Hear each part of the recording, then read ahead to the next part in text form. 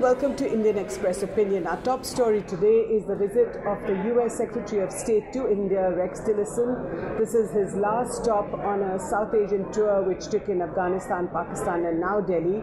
But to explain this very important story, I have with me Shubhajit Roy, who has been following Tillerson all day today. Shubhajit, tell us, what did he say in his press conference and in his meetings today with various Indian leaders?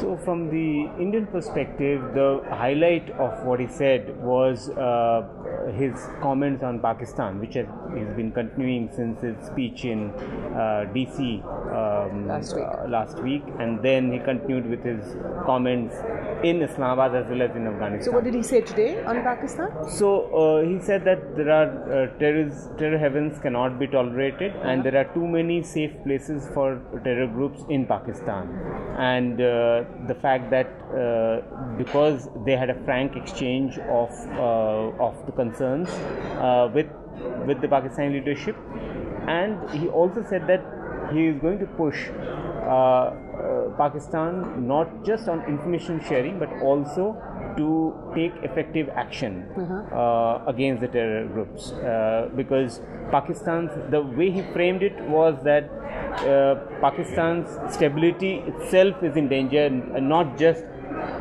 in the region, but also its own stability is under threat by terrorism. So did he get any assurances from the Pakistani leadership that they would take action against these terror havens? Because they've been saying for the longest time that Pakistan has been doing this forever. Yeah, there has been no reassurance that has been made public so far. Okay. He didn't talk about it. He didn't talk about it today at the press conference or in the question and answer session.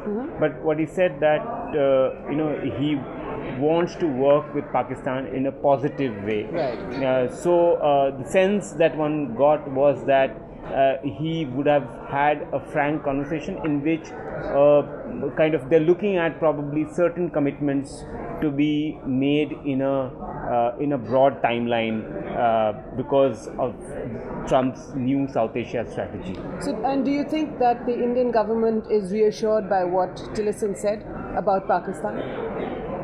As of today, what Sushma Swaraj, the External Affairs Minister, she said that she was this a joint press conference? This was a joint press conference. Okay, between Sushma Swaraj and Rex Tillerson. Okay. And what she said that they both agreed that Pakistan has to take effective action without discrimination of terror groups, and the fact that she used the word "they both agreed" in her formulation, which means that they are probably on the same page as far as action against terror groups by Pakistan is concerned. Now we've had a few leaders from the Trump administration. Jim Mattis, the Defense Secretary, was here a month ago. Now he is the Secretary of State who's been here. What does this show to you? This shows that at the highest level in the current administration, they are really keen to involve India in resolving the situation in Afghanistan. Okay. And India's role, there are two things that have come out. One is that such an open denunciation of Pakistan is something new that has come up in since August 22nd speech by US President Trump. And then Jim Mattis came here, as well as Tillerson's comments over the last week or so. They demonstrate that they want India's role to be key, in which the Obama administration was hesitating about. So now that's the big difference between the Trump administration and the Obama administration, would you say? Yes, I would definitely qualify as that this administration seems to be more keen as of now to make India a player in the region, especially in Afghanistan? Yes, in Afghanistan. So what would they want India to do in Afghanistan? The conversation that, say, Prime Minister Modi and Afghan President Ashraf Ghani, which they had just yesterday. And which is interesting because Ghani came to Delhi just a day before Tillerson came to Delhi. Exactly. Oh, in fact, they were here on the same day, just a few hours before.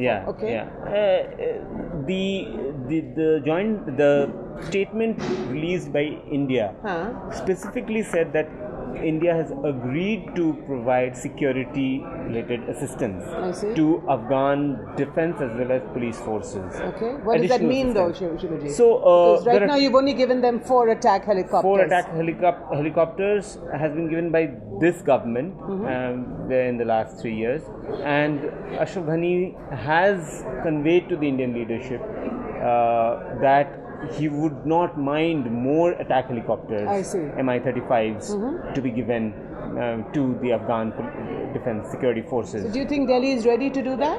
I think the statement that we see yesterday, that is what it means. That India is ready to not just provide training but also equip the Afghan security forces, defense and police forces to fight terror in the country. So what does the Trump administration, or what do the Americans want India to do? You were saying that Afghanistan is in a sense the centerpiece of the India-US relationship. Yes. What else do they want India to do?